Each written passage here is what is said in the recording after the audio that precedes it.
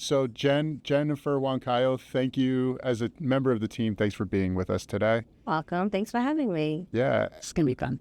And of course, I'm joined by my sister, everyone. Sister. Yes. Because lately some people have gotten confused. Oh, they have? Yeah, it happens from time to time. It's not like we're going around saying brother, sister all the time. But And it's not like we really look that much alike, so. yeah. Great. So anyway, Danielle, thanks for joining us once again. And so, Jen, you were on a radio show before we switched over to the podcast, but this is your first time on the pod, right? Yeah.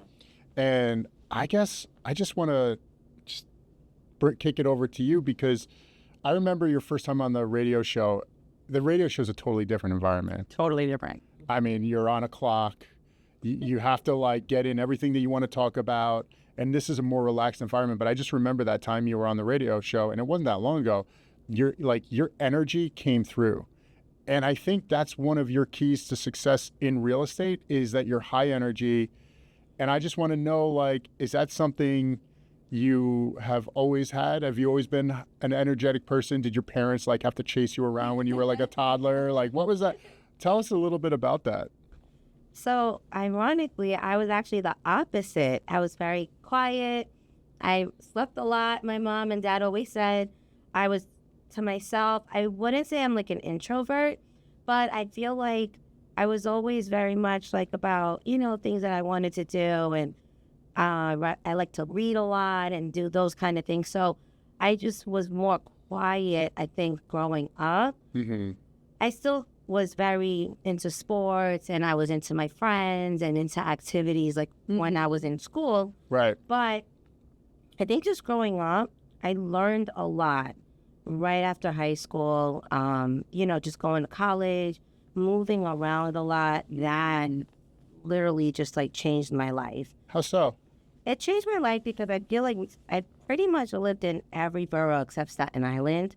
So that's helped me. The meaningful boroughs, in other words. No offense. This is true. But it's helped me. So I think it's opened me up more, right, to life experiences, to a lot of different people, different environments.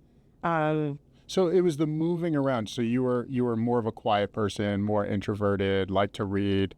And it was through the moving around that made you come out of your shell or made you kind of more expressive. How so?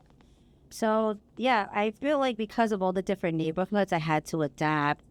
I grew up I would say most of my 20s and half my 30s, I literally just took the train. I would take the buses. I would walk a lot. I would meet so many different people. Even prior to real estate, I was in corporate America. So had that kind of experience dealing with, just professionals in a different environment also. So you have to learn how to adapt in those kind of, environments as well. Just being in corporate America is very different from real estate. So yeah, that's true. Getting into this industry, it was hard. My first year transitioning was challenging. Did you find like getting around on public transportation, like that has to foster a level of independence, right? Correct. Yep. I would say that. And I learned the train system very well, actually. I was going to say that was going to be my thing. Like, yeah, because once you're doing that, yeah, it's that's different. pretty intimidating when you don't know it. Yes, I honestly, in the beginning, it was, especially because I grew up in Long Island. I drove around everywhere, so then after college and everything, I learned to just speak to a lot of people. So that's what helped me. I would always be next to strangers on the train, on the bus, walking around. So it just helped me just learn how to be more open and speak to people. Right. And since then, I feel like the energy, and I feed off of other people's energy too. Yeah. So that's really kind of like how that came about. Yeah. What made you decide to switch from corporate America to real estate? It actually happened during the pandemic, so I still was working from home, and I had a lot of time on my hands, to be honest. I'm not a TV person, so I wasn't like sitting at home watching TV. I was listening to podcasts daily, reading a lot. I was exercising a lot, so I had a lot of time to think. But funny thing is, I thought to myself, you know what? let me utilize this free time that I have and do something that's, productive.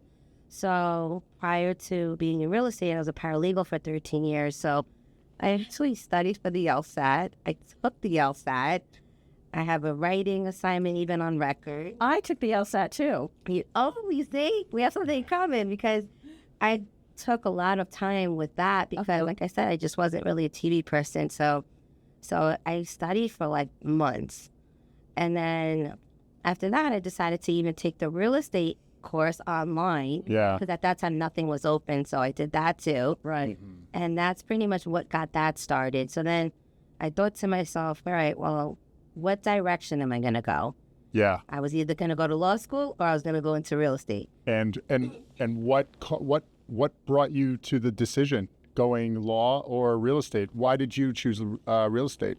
So I started real estate in the beginning. I actually was shadowing another agent because I wanted to kind of see if it was something I even wanted to do. Right. That's actually a really good idea. That's what I did. So I started going to open houses. I started doing showings. I started feeling what it would be like in a day of a realtor. Uh-huh. So that's how I really started. And I did that for a while. I would say like a whole summer.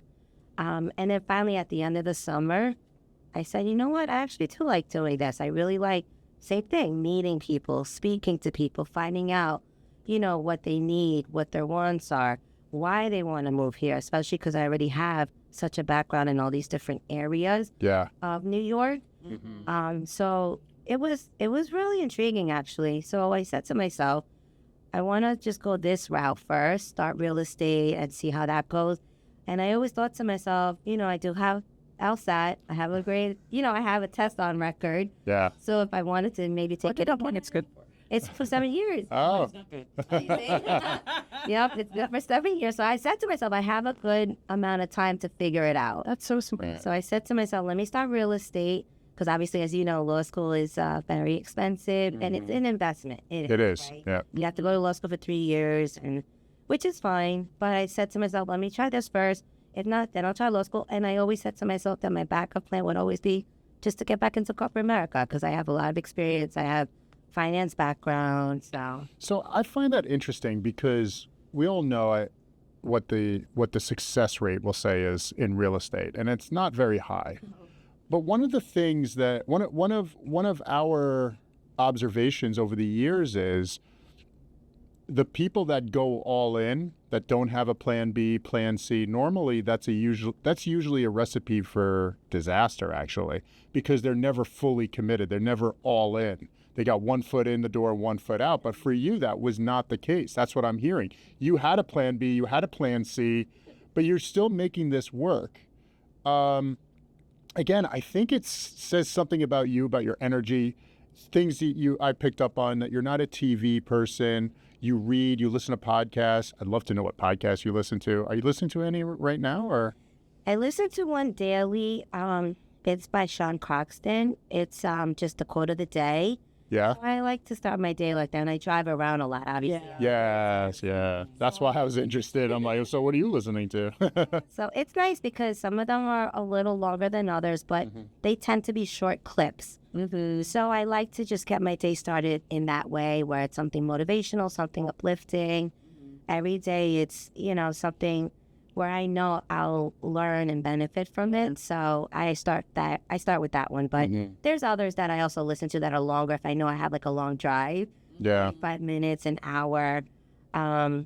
So yeah, there's plenty that I have on my Spotify list, and I try to read. I mean, I tell you, right, I have some books and things like that. So I just always want it to be where I'm learning something every day. I want to make sure that I'm like feeding my brain. Yeah. That curiosity, right? Yeah. Do you think that helps you with your energy? Like, what are, like, you listen to podcasts, you read, you exercise, what do you feel helps you? Because you do have a lot of energy and you get a lot done. You get a lot more done in a day than some people do in a week or a month. Like, you are just like, go. I am. I'm always on the go. But yeah, I do say that it starts there. As soon as I wake up, right, I want to make sure that I'm making the most of my day. So what I do is the night before, I also do see what I have on my schedule so I could better prepare myself. I try to utilize the timing. I know we all have the same 24 hours, but Right. timing is like so important when it comes to like trying to figure out, okay, what do I have to get done first, second, third? Try to fit in as much things as I can in my day, whether it's, you know, making phone calls, emails, showings, prospecting. Like I have to fit it all in. Obviously, I still have personal life too. So, you know, everything just has to make sense, but I do it the night before. Steph was talking about you recently, and she said she was on the phone with you once, and was saying that you were having like a crazy day, but it was a normal day for you. And she was on the phone with you, and you're like, and you said, I have 20 minutes. And in that conversation, you said, like, I'm starving. And you said, and so Steph said, so you're going to get something to eat quick? And your response was, no, I have to get an offer out. That is true. That, I mean, we all just went, Yeah.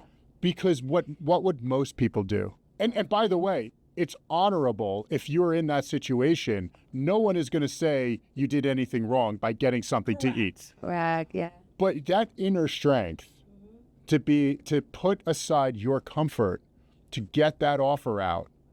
When people want to know, right, what success looks like, what higher level success looks like, elite level of success looks like, that dedication, that's it right there. Thank you. And if anybody's watching this, right, I mean, this is what they should know about what it takes. I think you're as close to an avatar as I've ever seen of what we imagine success looks like. And I hope, like,